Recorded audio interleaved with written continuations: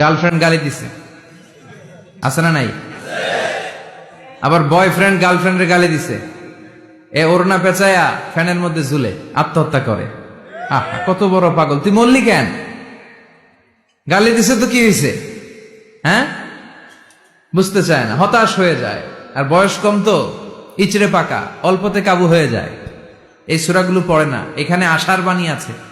আজকে আমি জানি কথা শোনাবো আপনাদেরকে, শুরুতে আগে সংক্ষেপে বলে দিই। এই সূরার মূল কথা হচ্ছে, মানে সেন্ট্রাল থিম বা সাবজেক্ট ম্যাটার, সূরাতুদ দোহার কেন্দ্রীয় আলোচ্য বিষয় হচ্ছে নিরাশ হবেন না, হতাশ হবেন না, হাল ছাড়বেন না। ভরসা রাখবেন কার উপর? মুমিনরা নিরাশ হয়, হতাশ হয়, হাল ছাড়ে নাকি ভরসা রাখে? কার উপর ভরসা? কার উপর? না নৌকার উপর? দেখুন ভাই সাহেব, ধানের শীষ, নাঙ্গল, হাত পাখা, দাড়িপাল্লা, ভরসা থাকবে একজনের উপর। চিল্লায় বলেন, তিনি কে?